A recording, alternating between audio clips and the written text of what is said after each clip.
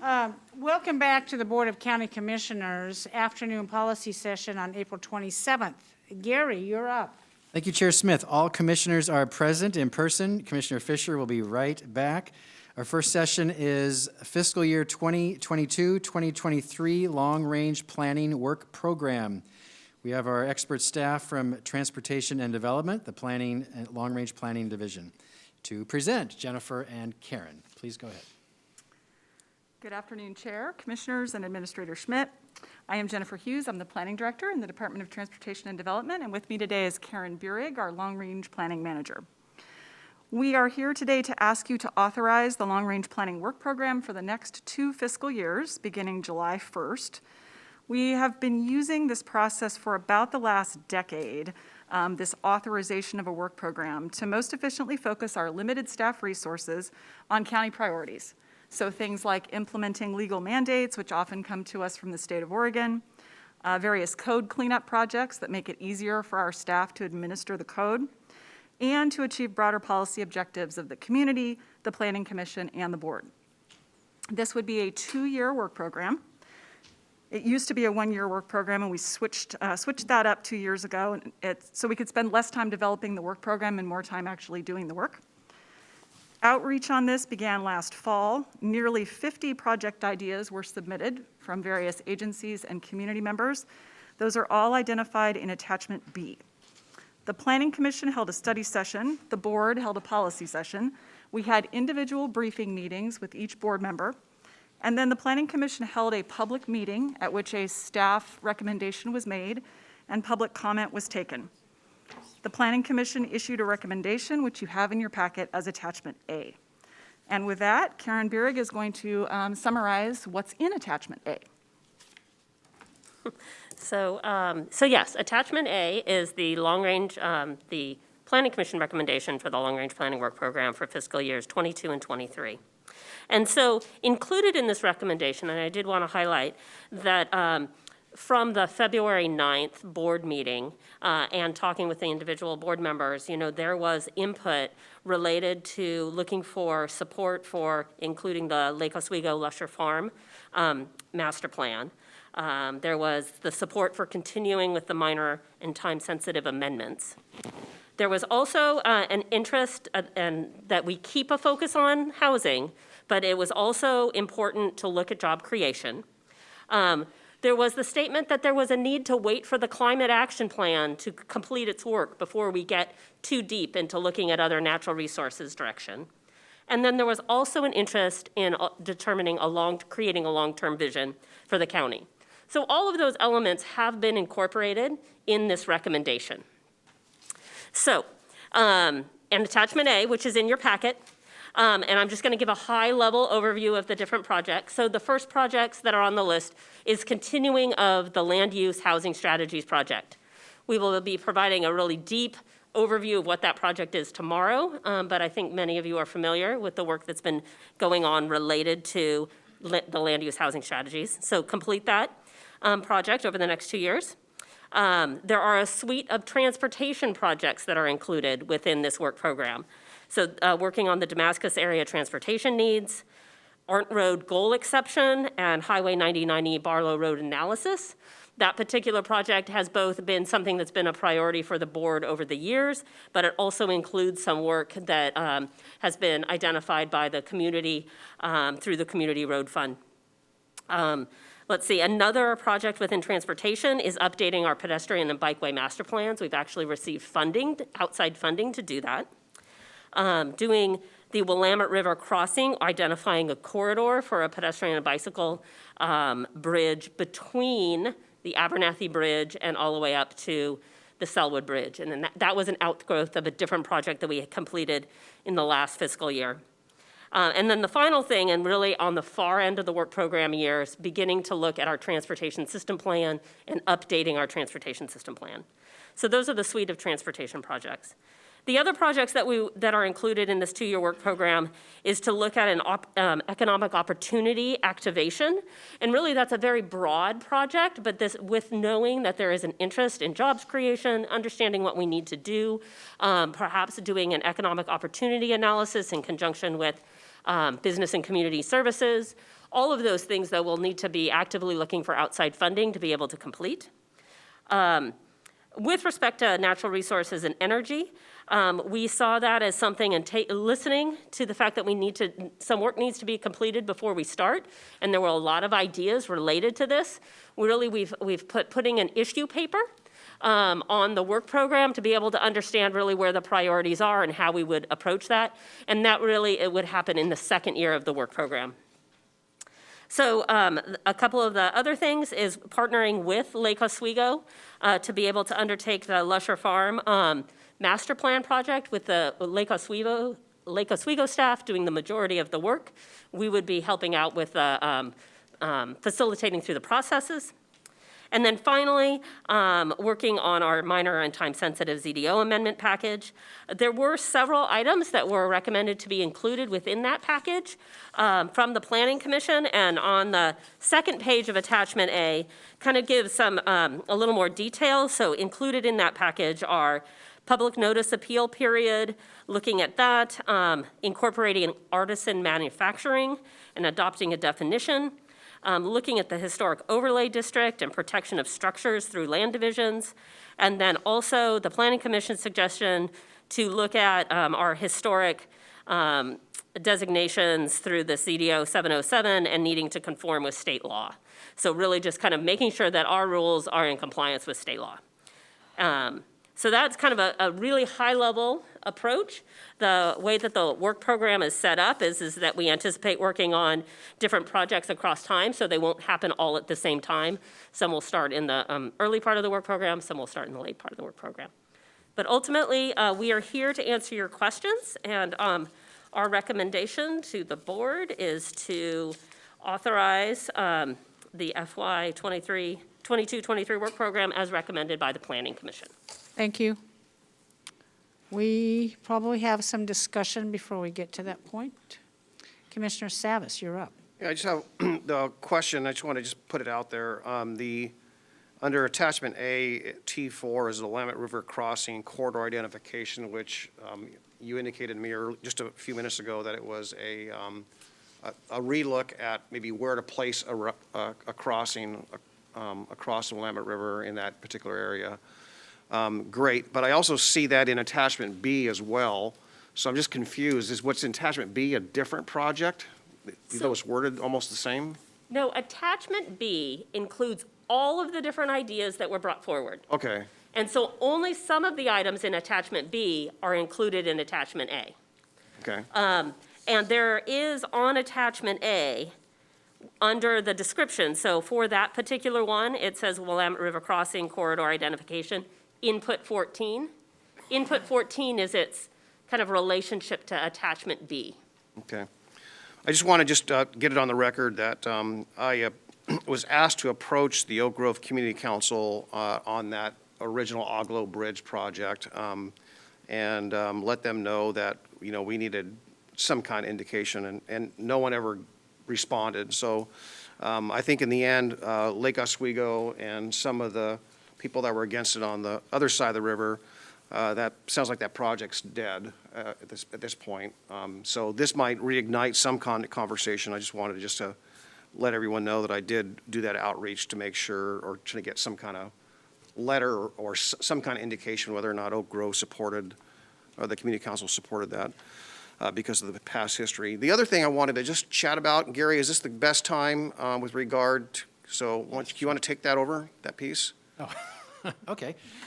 So regarding the Park Avenue project, after there was a town hall meeting the board held and got some very good input, an idea is, what if we reintegrated MAPIT, the McLaughlin Area Plan Implementation Team, and asked them, now that you've heard all these recommendations and ideas, what do you recommend back to the Board of County Commissioners? That's part of the reason that group was created a number of years ago. The challenge is they're currently disbanded, but this is a reason for them to get back in business. That's a dispute they need to work out for themselves, why they disbanded. That's a charge we could give them. And I'm open to that, and Commissioner Savas has had the idea. So what do you think about doing that as kind of an immediate next step regarding the Park Avenue program as it relates to the long-range plan? So Sorry, I'm throwing that on you, No, but what do you think? That's fine. My brain is trying to catch up. I think I want to turn to Karen for the substance. She has far more background than I do on that project. In the context of this work program, so the Park Avenue project is on the work program that is set to technically conclude on June 30th. I think the reality is, regardless of which direction we go with Park Avenue, it's not going to be done by June 30th. When we were going through this process for this new two-year program, we thought it would be, right? So there's been some additional, delay due to the understandable desire to go out and talk to the community more about the business issues. So it's going to spill over regardless of what you do. I think my concern would be just the degree to which we're going to direct more staff resources to that project and the degree to which that's a priority for the board as opposed to some of these other things. And I can't answer that question. That's obviously for you to answer. But to the extent that we spend more months potentially, we're not starting on some of these other things because we won't have enough staff resources to spread across all the work. Yeah, I don't think it was my intention to put staff to work on this, more for the Okay. community to work out their differences, if you will, and to come to some kind of consensus. I mean, it was echoed there, it's been echoed afterwards, that we worked that out. So it seems to me that they should, map it. It was mentioned I was the first chair of Map It. I was, but I was a business voice as well, homeowner and business voice. So there was always a presence there. And that seems to be, that business presence and cooperation seemed to diminish. And Map It, as Gary indicated, is probably the perfect place for them to come back with consensus on what they can work out. And I'm trying to recall, Karen, correct me, or maybe Dan, Map It had a bit of PGA staffing, but not planning staffing. Is that accurate? That is accurate. They had PGA. So there was some county presence, but not from us. Why don't we talk about that offline, since it's the completion of the current plan, and I would say go forward with your current plan, because we still have to finish that work, but we can work that out offline. But it's an idea I'd like to pursue Okay, with you. Good idea. great, thank you. Commissioner Fisher? Yeah, so just on that line, I could use some help knowing sort of, because I haven't been the liaison to Map It. I'd like to know where we are really in that process and what's been done, and, because it's supposed to be done June 30th, I don't know where it landed. So we don't have to do that now, we can focus here, but I would love that briefing. I was kind of confused when we had the town hall as to what the actual status was. Okay. We'll do that. Thank you. Outside Any this session, other- yes. Any other comments from commissioners on this work plan? I have submitted some amendments from community members as well, and I think two of them are being taken care of. One was already included in this, and that was a lot line adjustment. The other was in our rural industrial lands, metal siding or aluminum siding was not permitted on buildings, and that's going to be changed as an allowable use. What kind of siding? Metal or aluminum siding Aluminum, okay. in industrial rural zone. And staff went back and looked at it and doesn't even know where it came from. It was such an old requirement, but it's cost effective. And there's a development in the Canby area, a rural industrial area where we're getting a lot of transfers from Portland coming out. And they saw that requirement and they says, oh my gosh, it's not even affordable to build a building that isn't that way. So staff is working on that too. Recently, I had 4 pages of amendments presented to me at a very late date, and we went over them in my office, and I do not want staff to add those to this program. But Commissioners, I would like to pass the motion number 2, pass the work plan with minor amendments coming in the year 2022. With minor amendments coming. Does that make sense to you, Jennifer? What would be the minor amendments be, Chair? Well, they're to be determined, and any commissioner can add any minor amendments next year. But we passed this plan today, and let me go back up here to the language. I'm looking at the recommendations. Authorize the 22-23 program with amendments. And next year, we consider any minor amendments to be added. So I do think I'm following, but I just want to make sure. We had a minor amendments package on the current work program that's ending June 30th, one for each of the 2 years. The first package was adopted last October, took effect last October. The second package is in process now. That has the metal siding that you mentioned and also the lot line adjustment standards that you and I had previously discussed, Chair, and a number of other minor cleanup things that staff's suggesting. We are coming to the board for a policy session a week from today to go over those with you and get your authorization to move it forward to public hearings to amend the code. I know.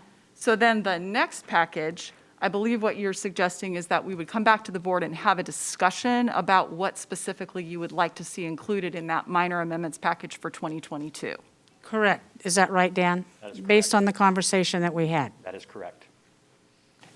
And any other commissioner?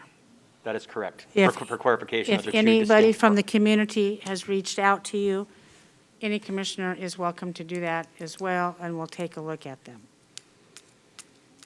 So I would entertain that motion.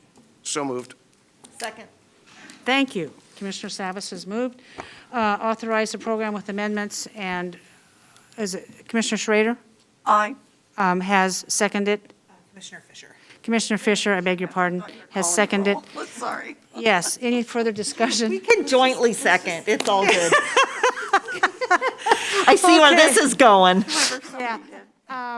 Christina, would you take the poll, please? Definitely. Commissioner Fisher? Aye. Commissioner Savas? Aye. Commissioner Schrader? Aye. Perfect. Commissioner Schultz? Aye. And Chair Smith? Aye, passes 5-0. Wee-haw! Thank you. I mean, I would have not thought we would have got that done that early. So may I ask a question? So commissioners, would you like a regular set time that the staff comes back to you for amendments, or just as you determine you want to add them? Well, it depends on our other work schedule, Gary. I would, after budget. I propose that you have set up a set time that staff comes back to you, either once a quarter or every other month, rather than you just saying, hey, we have an amendment, and then every other week they're coming back to you. I don't think so. No, I don't want to do that either. That's not an efficient use of staff time at all. I think maybe if changes come to any of the commissioners, you can forward them on to this staff here. You can have a briefing on it, whether it's feasible, whether it's workable.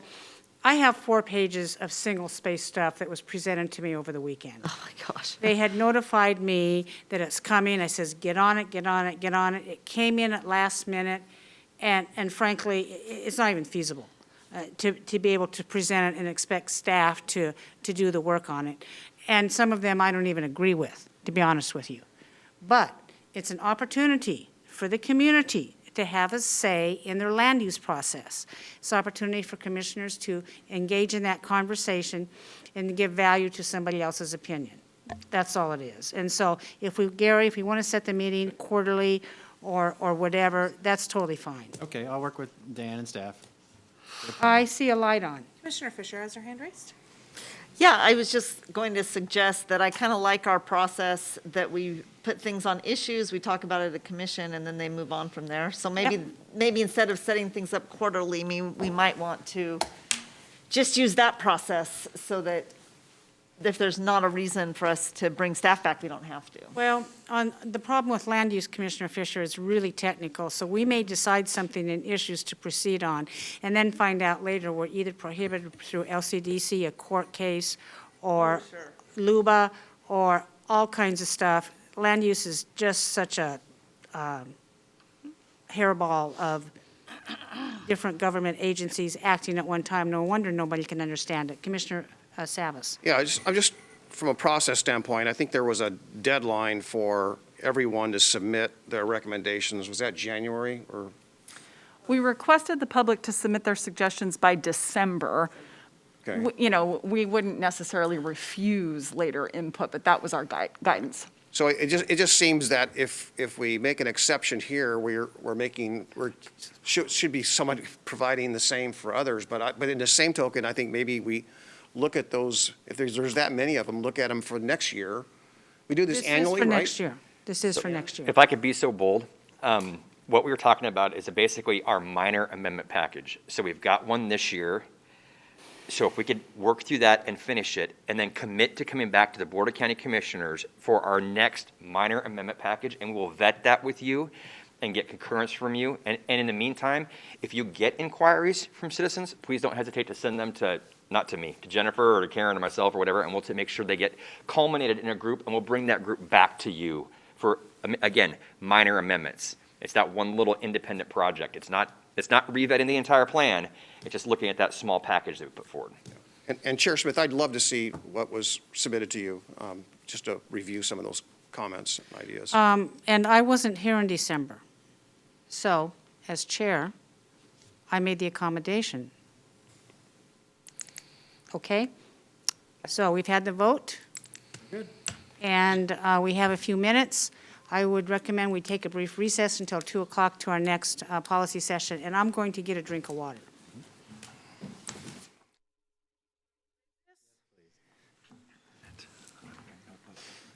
Welcome back to the Board of County Commissioners for Clackamas, our policy work session. Gary, would you like to take it off? Yes, Chair Smith, thank you. All commissioners are present in the hearing room. We have a presentation this afternoon with the Confederated Tribes of the Grand Ronde, council members, and a presentation on the Blue Heron Visioning Project. Tracy Moreland from County Administration will kick this off and introduce our honored guests. Go ahead, Tracy. I'm not sure if it's on. It's on, yes. Oh, can you hear me? Yes, that's Okay. good. Thank you, Administrator Schmidt, and good afternoon, Commissioners, Chair Smith. Tracy Moreland, BCC Admin. So I wanted to introduce our special guests here today. Grand Ronde Tribal Council members and staff are here to talk about the Blue Heron Mill Property Visioning Document, which they made public several weeks ago. And the Chief of Staff of the Tribal Council, Stacia Hernandez, offered to come and do a formal presentation to the board. So they're here at our invitation. There's no decision for you today. This is for everyone's information and questions that you might have about their vision and their plan for that property. And I just wanted to introduce some of our special guests today. From the Grand Ronde Tribal Council, it's a 9-member governing body for the tribe, and I think we have several tribal council members here. Chairwoman Cheryl Kennedy is here. Secretary to the Tribal Council, John George. Council member Denise Harvey. And Tribal Council member Kathleen George. Also, Stacia Hernandez is the Chief of Staff, and Project Manager Ryan Webb, and I will let them kick things off. If you guys wanted to come up. And Stacia, if there's any other folks on Zoom or any other special guests, please introduce them. Thank you so much. Well, thank you. It's an honor to be before you today. I don't believe we have any additional guests on Zoom, so with that, we could go ahead and jump into the presentation. I know you all are eager to have some discussion afterward. So over the last several months, we've been working with GBD Architects, our tribal council, and folks internally to come up with an amazing document that really talks about our connection to the falls and what we plan to do at the site. So the document, although it's much longer than the presentation we've prepared for you, it really talks a lot about the site itself, but then again, the history of the site. Next slide, please. We start with a timeline, which starts back at time immemorial. The tribe obviously has been the resident tribe of the area and is really keen on restoring the site and really speaking to the history of the site from the very beginning, all the way back from our economy, which is our storied time, working our way through lifeways, early incursion, removal, survival, and then coming back to own the property in 2019 and having an opportunity for healing. Next slide, please. One of the things that was really exciting in working with our tribal council on this project was they not only looked at the 4 core values that the partners had identified for the legacy project, but they really took it a step further and added a 5th, which includes healing. And that's a really wholesome concept. You know, it's not just healing of the land and the area, but also a healing of the people. So looking at that, we have people, spirit, place, and prosperity. Next slide, please. Some of the images also in the document, you'll see a lot of work put into analyzing the current conditions and then also the restorative conditions that we'd ultimately like to see once we get underway with some of our work. We're already doing a lot of remediation on site, but there are a lot of opportunities on site as well. Next slide, please. Some of the things we also took a look at, working with our culture staff and others, were uses for the site, which I know all of you are very interested in. Some of that includes restoration, opportunities for Grand Ronde to host, and really have opportunities for gathering, tribal spaces, river access, again, healing, also identifying public uses, which could include education and river access, and retail shopping or other more economic development type uses, and then ultimately the private development, which could also include housing potentially. Next slide, please. And this is where I turn it over to Ryan Webb, our project manager, to talk a little bit about the site analysis we did, and then go over some of our site concepts that we put together. Ryan?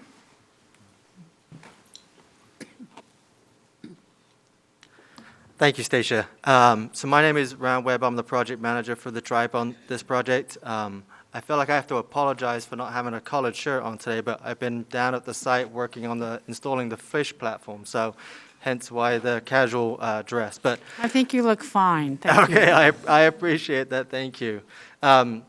So when we first embarked on creating this vision document with Tribal Council and GBD, the architects, we first set about kind of understanding what the site is there today, what constraints are there, and then how we want to kind of move forward with that site.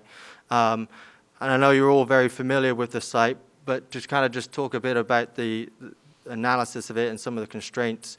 On the east side of the property, you've got an active railroad tracks, you've got 99E, and then you've got those big basalt bluffs there.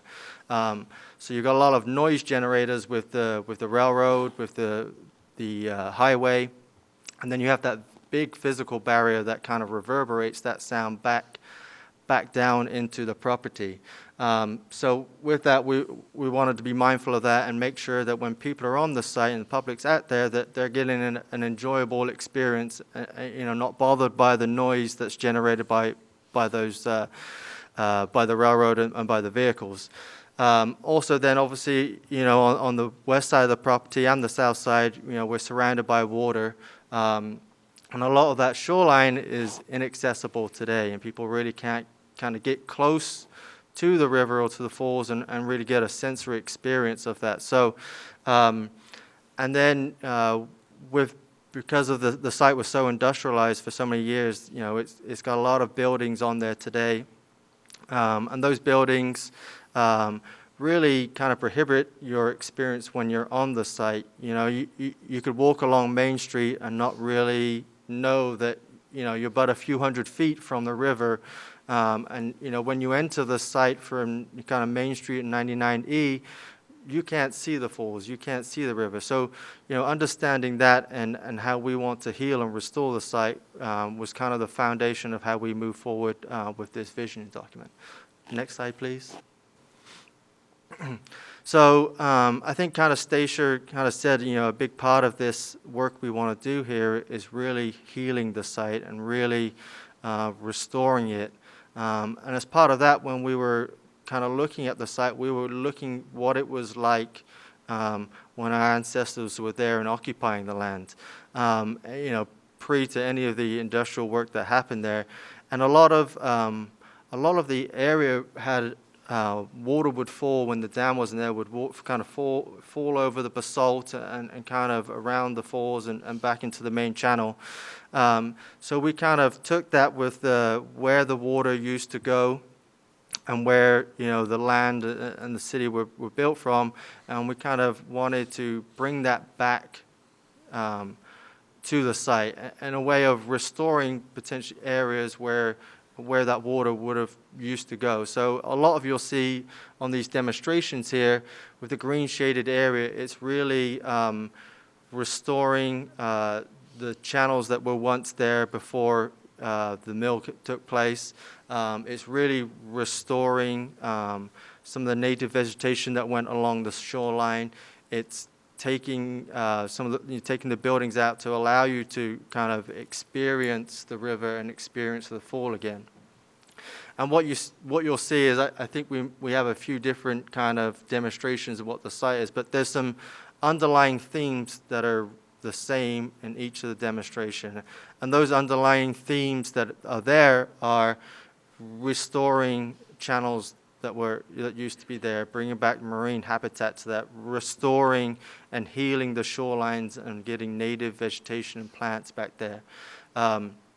Really opening the site up and allowing public gathering spaces. So, with the construction of plaza areas that really allow people to come to the site, gather at the site and experience it as well. So, with that, as you can kind of see there with that shaded green area, that's kind of the healing restoration. You've got the beige areas, which are kind of public spaces for all to enjoy. Installing, constructing the infrastructure and utilities to support the site. So bringing back Water Avenue that was once vacated. Same with Main Street. And then we've got Railroad Avenue along the kind of the east line of the property. And then, a lot of the development, the kind of the gray areas is what you see is potential for development for buildings as such to go on there. And again, kind of getting back to my previous point about those noise generators and that sound coming back to the site, we thought about that's where the development would occur, because it can contain that noise from the bluff and stop it kind of traveling more onto the site and kind of affecting your experience there. At the south end of the site, adjacent to the lagoon, it's got a potential for, again, gathering spaces, but it's an opportunity there for that to be more of a tribal space. That's not to say that the public won't be there, but we have the ability to make it more private when we want to do ceremony and have kind of private gatherings. And because you've got the dam as such that you can be able to close that area off a bit more. So you can also see along here, I think if you see the green dashed line along the west, along the shoreline there, that's the Riverwalk. So, as part of this work we did, we worked with Metro and the partners to kind of see how the Riverwalk would align with our vision as well. And that same goes with the potential for the Oregon City West Lynn Ped Bike Bridge. We took all of those other things and made sure that what we were doing on site wouldn't prohibit other potential projects. So, we've definitely worked collaboratively with everyone to make sure that this site is a great kind of destination spot for the region. Next slide, please. And these are a couple of additional kind of demonstrations of the site. And really, you'll see some subtle differences on there, and those kind of subtle differences are potentially where public plazas would be or public gathering spots, generally where, maybe where parking might be or where the buildings, for the development would go. But you can definitely see those underlying themes of, with the green shaded area of the healing and the restoration of the site, and still still allowing, having the public come back to the site and feel the river and the falls. But the kind of, the subtle differences are really just the plaza areas and or where the developable pieces are for buildings as such. Next slide, please. And then these are some renderings that we had put together as part of the vision document. So the bottom left-hand corner, that would be as you're kind of standing, looking at the site from the north. So that intersection you see kind of there is 99E and Main Street. And then looking kind of south towards our property. And again, if you kind of really look closely at that rendering, you can see that you'll be able to see all the way kind of down through the site. Something that you can't really do today with all the buildings. And And again, it's our want to kind of open this site up and want it to be inviting for the public to come out and experience it. And the top left-hand corner, it's down towards the south of the property, along Main Street, and then kind of looking in a northwest direction. You've got kind of on the right-hand side of that rendering is where the old woolen mill foundations are, so those beautiful basalt walls. You've got kind of on your left-hand side of that rendering, you've got a plaza, a public gathering space, and then the kind of the building that's in the background there would be where Mill O is today. And that's we'll have some beautiful views both upstream and downstream of the river.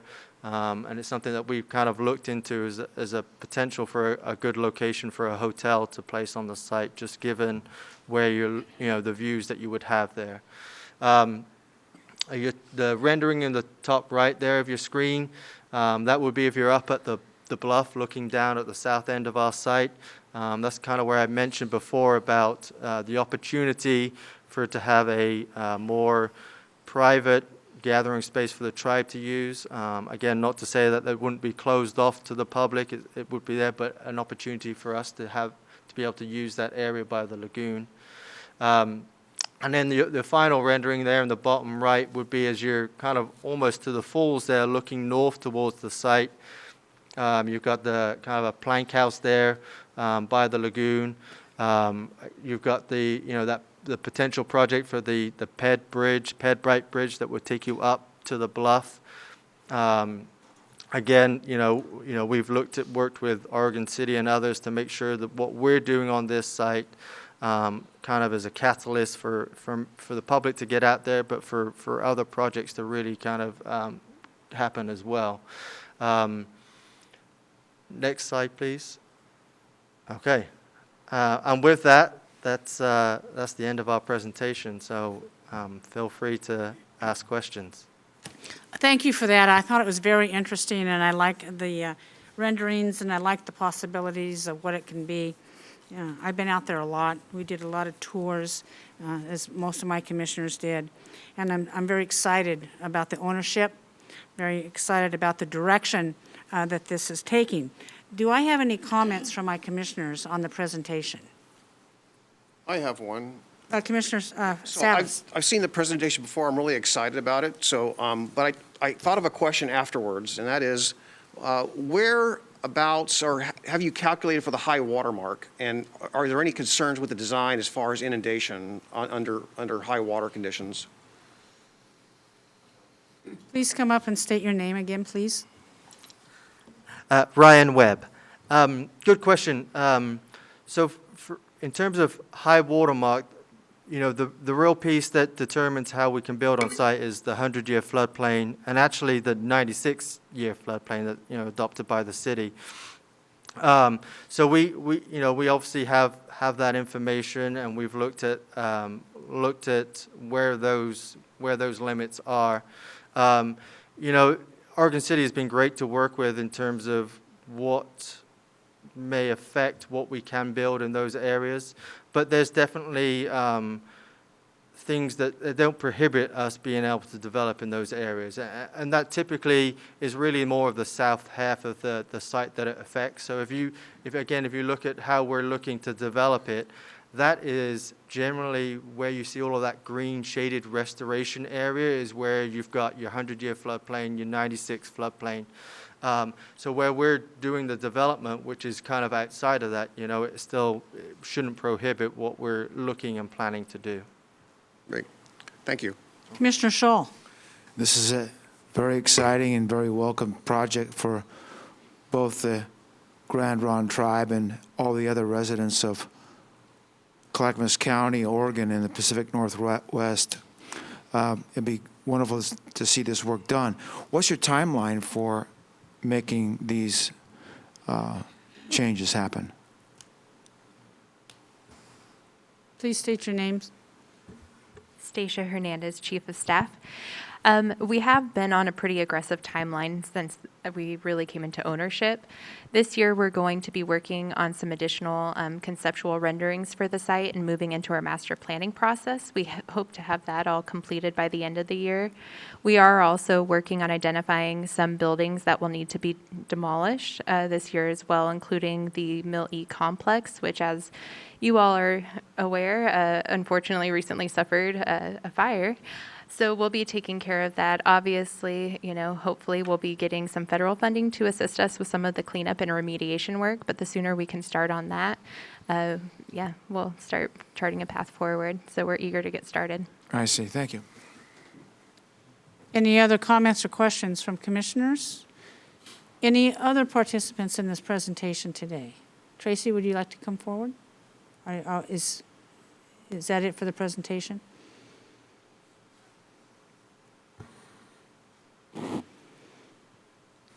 Tracy Moreland. So I think if there is no other questions, I know the Tribal Council had a presentation and our chair has a presentation on behalf of her colleagues. And then I think we'd like to get a picture of both boards in the center after we're done. Well, I would like to say, on behalf of the Board of County Commissioners, I have a small gift here I would like to present to Cheryl Kennedy. It's with great compassion, love, and appreciation for the gargantuan task you've taken on by purchasing, Clackamas County's Diem. We so look forward to you completing this project. Any assistance that the county can give as far as commissioners. I know our staff has been engaged. I worked on this project for 4 years before when I was a previous commissioner.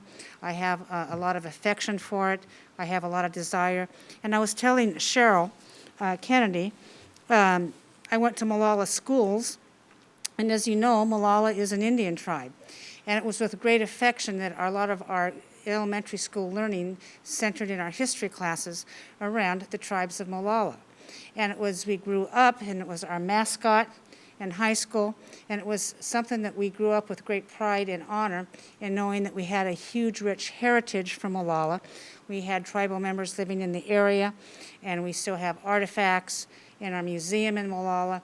And so it's with a great affection that I just really feel honored to share this going forward with you.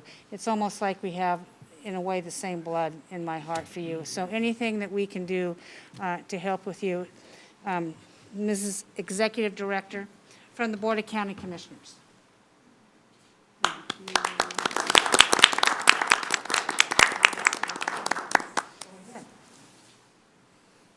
This is beautiful. This is beautiful. I want to thank the Board of Commissioners and Tootie. I met her on one of the tours probably 10 or maybe a dozen years ago. Right. Before we purchased the property, and we were considering it way back then. Oh. And I want to just tell everyone that, this is home to us. For those who don't know me, my tribe is the Clackamas tribe. Oh.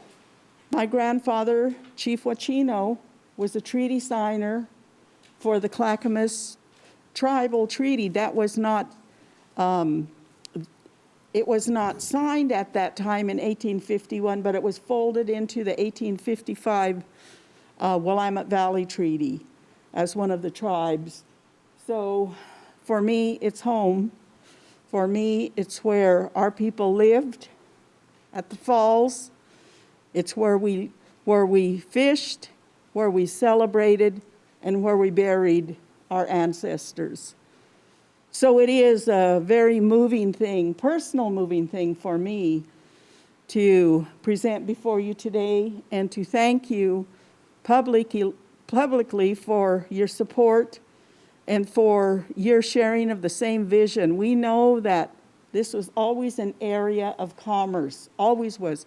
For us, from time immemorial, we fished, we invited, we hosted many tribes here at this falls in sharing the bounty of the fish that was here. So in the spirit of healing that you heard Stacia talk about, It's healing of our environment. It's healing of our soul. It's healing of all of the culture that we all bring now to the table. For the unity that my people had at that time, that spirit of generosity, that spirit of inclusion, still with us today. So I'm very pleased to sit here and to say these words among all of those, the leaders of this county that's bore after my tribe. I want to thank you for doing that and for especially wanting to be involved in this process, because I think in the end, we're all going to come out as joyful, healed, people that welcome one another and can look at each other in the eye of truthfulness. So I'm pleased here. I know that we have a few gifts that are back here that our staff and Councilman John George, that many of you know and have enjoyed relationship with him, because he's a joy to be around, and certainly celebrate his artisticness, because a lot of the work that he does, he gives out. That's a spirit of generosity. And today we were at the falls. Some may have seen us out there, but it's truly a pleasure to be down and to view the falls, feel the power of what that river contains, that power of life that's for all of us.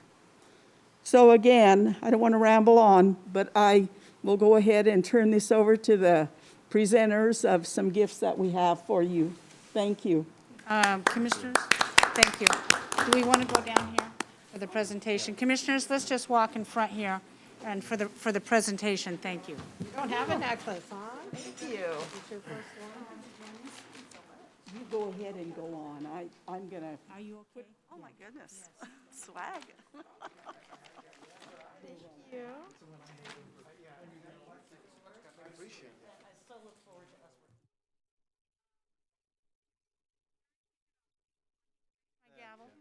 Yes. Yeah, welcome back from our little recess to the April 27th, 2000 policy session. Gary, take it away. Thank you, Chair Smith. All commissioners are present. The final policy session today is the draft travel policy for the county. It encompasses commissioners as well. That's why this is coming before you. It's staff and elected officials. You've already had a policy session on this. Krista Wolf, Deputy Finance Director, will present. She is online. And Elizabeth Comfort, the Finance Director, is in the room. So Krista, please go ahead. Good afternoon, everyone. Thank you, Gary. The Finance Department is here today to present on a revised, updated, and modern finance policy for travel. The policy was last updated in 2003, and as you can imagine, nearly 20 years has passed. It's a little out of date, and we're ready for an update, as well as a policy that reflects the current world where we evolve. We run around with things like iPhones in our pockets. We do a lot of travel. We do a lot of flying for work. And we've also recently learned how to do a lot of remote working and have teleworking. So with that, I would like to point out the packet is fairly lengthy. I do apologize, but there's a lot of material that needs to be covered. We have about a 4-page policy document. And then we have a lengthy manual, which is the interpretation of the rules and how finance will be guiding departments as to how they conduct and do their business travel.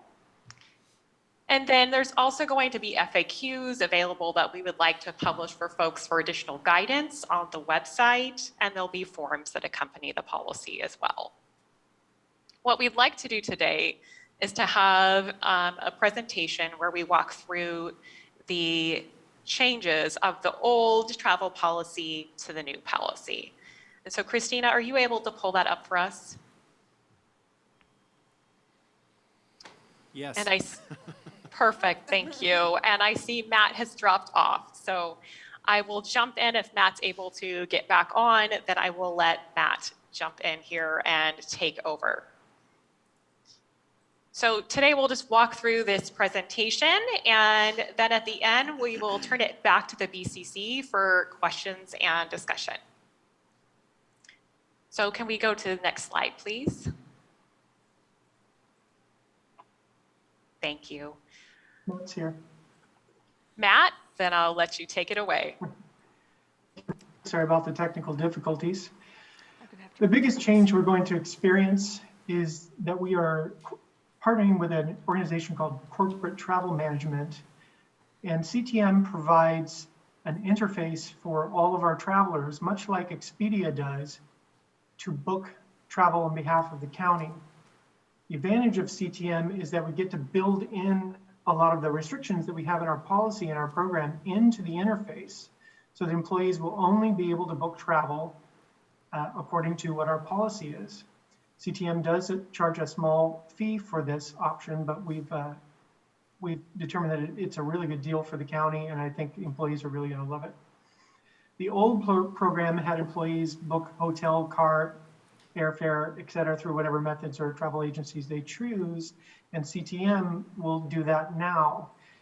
Some advantages are we build state pricing agreements into our portal. So we have agreements with Hertz Car Rental, for instance, that allows us to get a special rate on car rentals, and that will be built into the car rental section of CTM, and they will only be able to book through Hertz. We will also be able to locate travelers in emergencies. They have a really neat interface that are the main person in finance who will be responsible for interfacing with CTM. We'll be able to, if there's a major emergency of some kind in the county, an earthquake or something like that, we can find all of our travelers anywhere in the world in real time.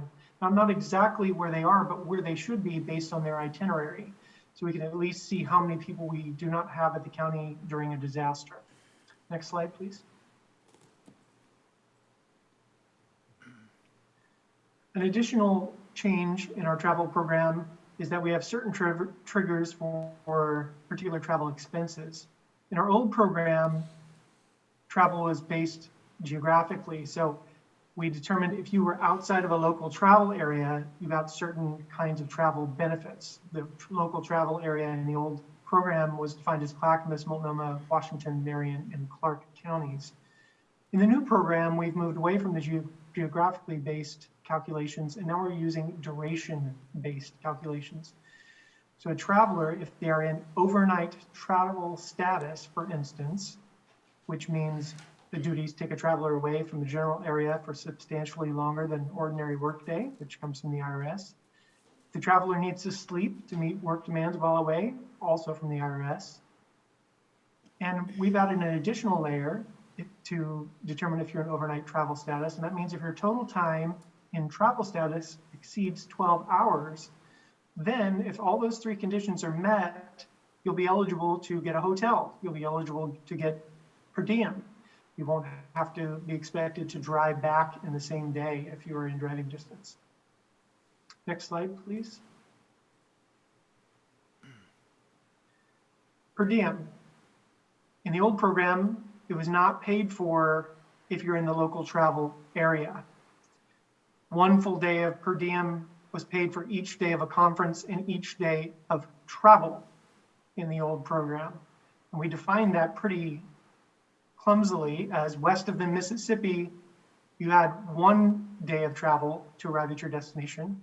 East of the Mississippi, 2 days of travel to arrive at your destination, which entitled you to 2 days of per diem, extra days, as opposed to if your destination was west of the Mississippi. And in the old program, lastly, advance payment was required.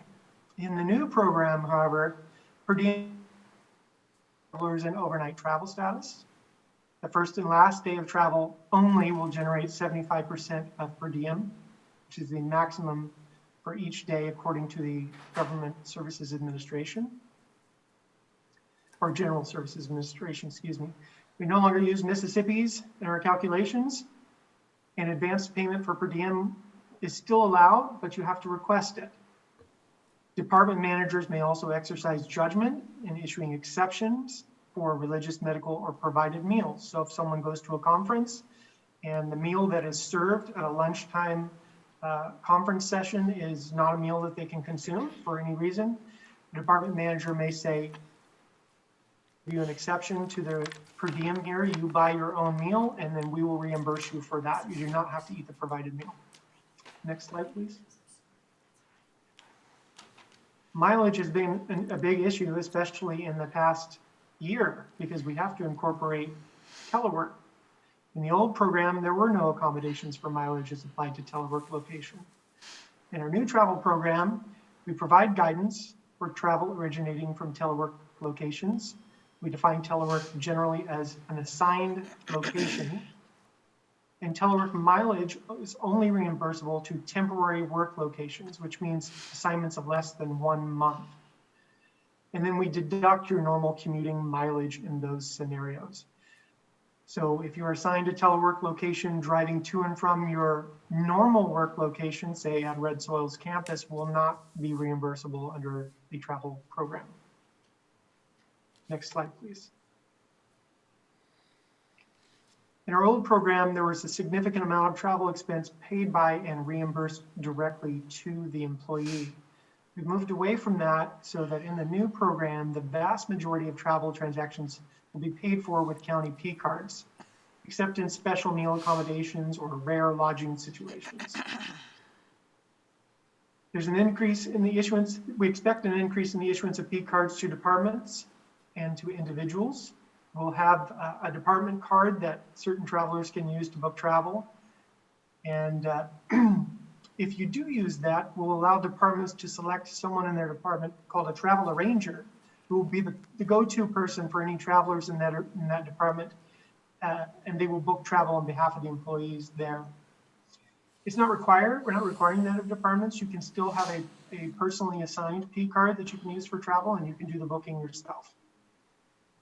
P cards are definitely more cost effective for the county. It reduces the number of times a travel transaction has to touch different hands along the way. So we see it as a cost savings. It also allows us to reduce the number of instances in which a traveler may be accumulating vendor rewards for using their own personal credit cards. It won't eliminate it. There's just no way to do that, but it will reduce the number of instances where that could occur. Next slide, please. And lastly, as Krista mentioned, we've developed a series of FAQs, and those provide concrete examples of key travel program concepts, such as the overnight travel status scenarios we discussed, an individual entering and leaving travel status for personal reasons and how you might go about handling that. Let's say you're adding 2 vacation days to the end of a conference that you're attending. We show folks how they can do that. We talk about concrete personal mileage scenarios, so hopefully there won't be too much confusion in any of the changes. Circumstances for when room sharing may be approved, staying with family while traveling and what to expect of county reimbursement in those scenarios, and when a personal credit card use during travel is appropriate. That's our whole travel program. Those are the big 3,000-foot changes, and we ask for your approval of this new program. Thank you. Excuse me, would you go back to that graph that you just showed? Thank you, Chair. Yes, I'd like to comment on this slide if I I could. don't understand what you're talking about here. Somebody explain this. So in response to the previous discussion we had at issues, this is a graphic to display information on how much the county has been spending on travel. There was a question by the BCC as to how much we were spending year over year, and then potentially how much did we save in the years that COVID has applied. And we've had no travel or very, very little travel. So this chart, what it represents is if we look at fiscal year 18-19, you can see that we spent almost $900,000 as a county in travel costs. And then in 19-20, you see that drop off dramatically because in March, we had COVID, the pandemic hit, and then we really took steps to reduce our risk, began saying that travel could not happen unless it was related for very specific reasons like licensures that was necessary for the duties of your job. So you start to see a very big decrease in the cost there. And then this last little number here, which is about $46,000 in FY 2021, that represents numbers through the end of March 31st.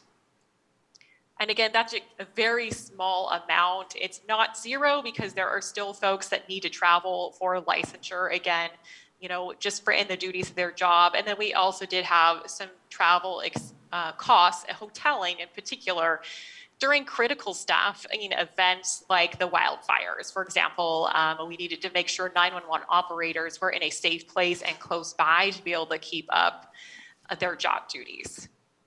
So I just wanted to share this information with the BCC because it was an ask that was requested.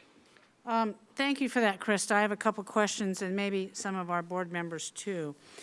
You mentioned that the PC card issuance will increase.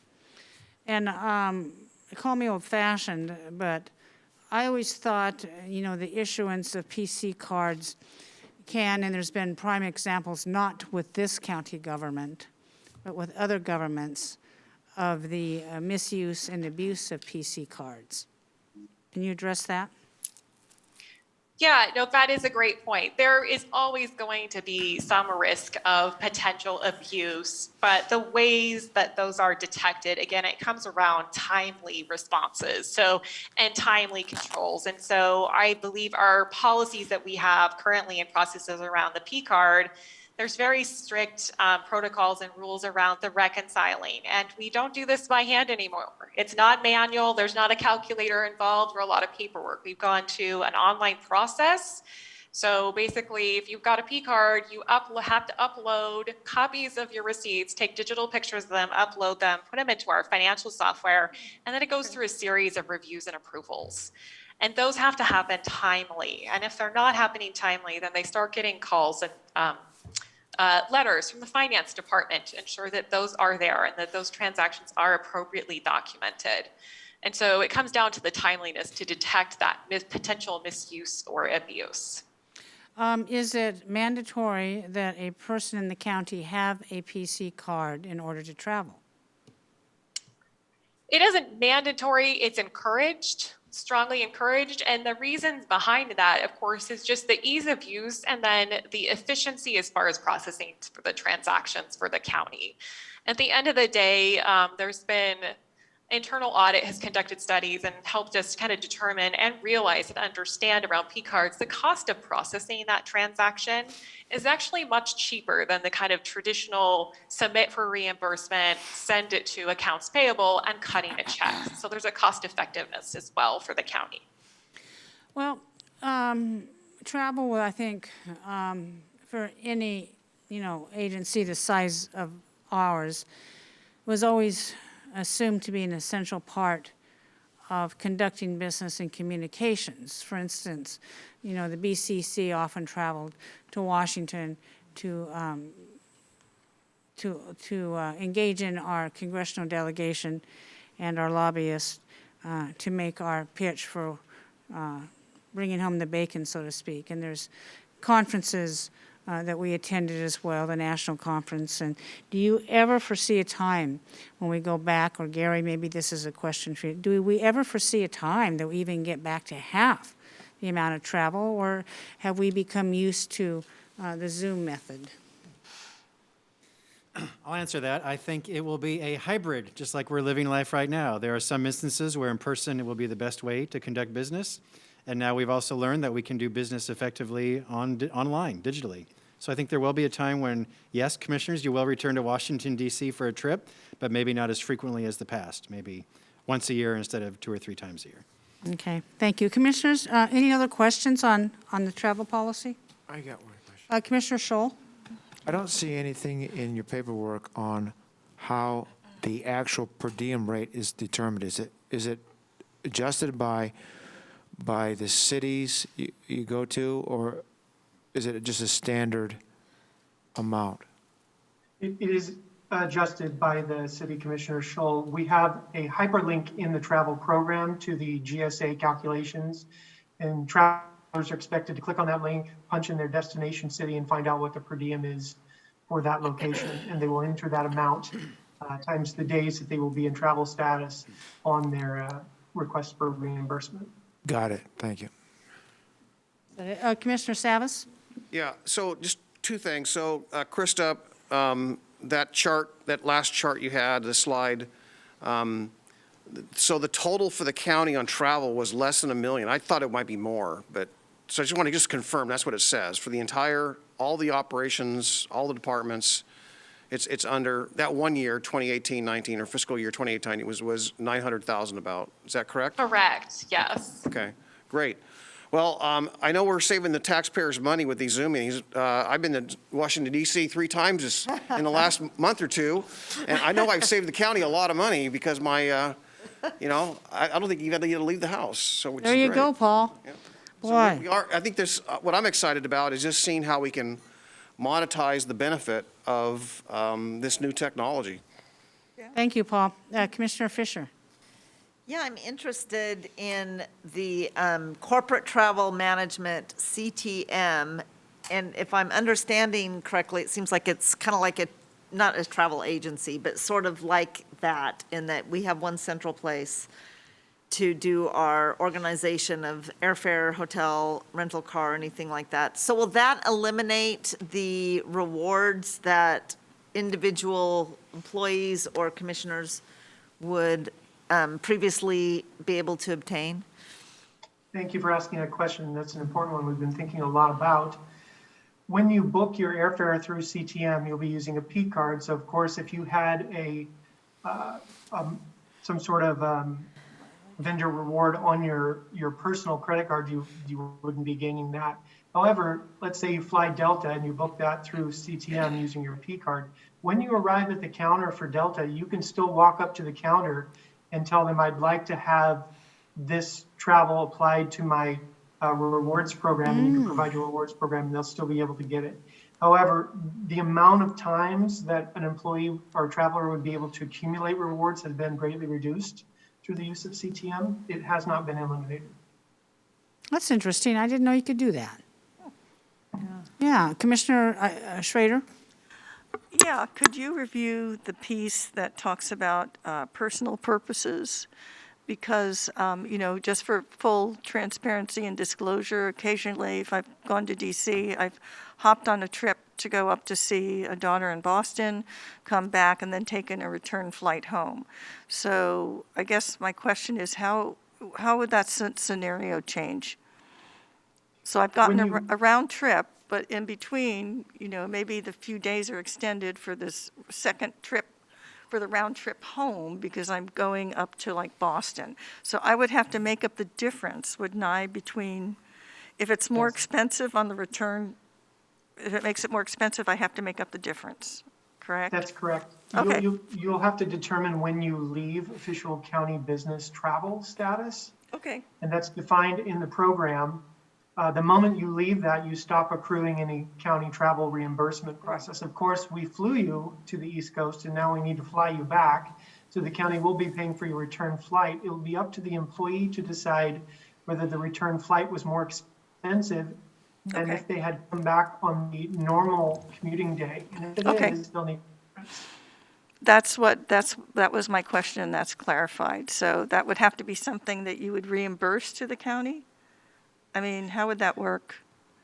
We're still determining what is the best process on that particular example. In fact, Mac and I had discussions about this just this morning, because with the use of the CTM portal, of course, we're assuming that someone in your office, Commissioner Schrader, would be booking your travel, both that flight out and that return flight home. And so that's going to be easiest. And so then our next logical conclusion is that we would then have you then reimburse the county if there was a cost differential. Okay. You know, and what we'll do is we'll clarify this in the FAQs. So there'll be a concrete example of how do we do this process. Yeah, I just want to make sure that we're dotting every T, dotting every I and crossing every T. I guess it's the afternoon.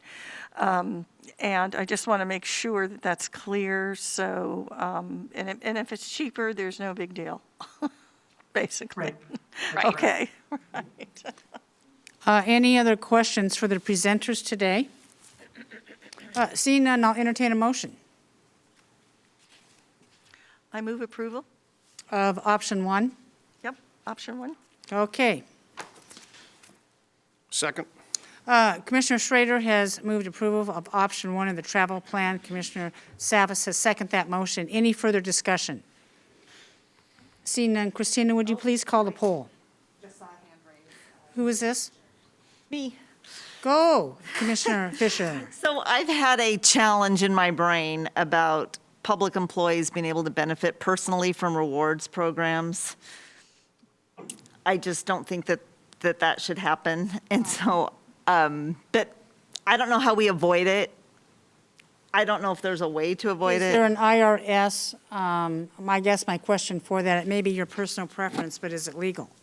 And if the IRS has not made a determination on it, I'm not sure what our position on that should be, but maybe this is a question to be Yeah, explored. I've brought it up before. It appears that the CTM, I think that's what it's called, corporate travel. Did I get the acronym right? Yes, you did. Helps some because at least employees aren't going to be garnering rewards on their personal credit cards for booking travel. But the rewards, if you can put in your own personal airline rewards into an airline program, you're still reaping a financial benefit. So I just have an issue with that. When I started traveling, I set up a Clackamas County Commission rewards number through Alaska whenever we'd travel. So I have miles that were set up so that if ever I could use those as a Clackamas County Commissioner. And if I ever leave the commission, then I could either transfer those to another potential elected official, or they would just go with me. But I just have a dilemma with that. You know, I was thinking about the same thing. I wasn't sure how to address it. Gary, you have a comment? Yes, the prior board discussed this multiple times, and there was not an agreement, so I did tell staff, prohibit employees from receiving any type of rewards. So I'm going to ask, I'm sorry I didn't catch this. I'm going to ask that this policy prohibit employees from gaining personal rewards on travel. So can you make that addition? If Just the a board minute. agrees. Yes, we can do that if the board is wanting that. Now, what about, like the program that Commissioner Fisher has set up? Because if we had a rewards program for Clackamas County, for instance, for the BCC or our staff, that could be used in turn to save the taxpayers money. Yes. Do we want to make an allowance for that, Gary? I'm going to need help from staff because we also discussed this, and my memory is it was near impossible to set up a corporate type account, but that was my memory. So Elizabeth, can you clarify that, or Krista? Because we've talked about all this before. That is correct. Can you come to the microphone, please? Elizabeth? Chair Smith? Go ahead, Elizabeth. Yeah.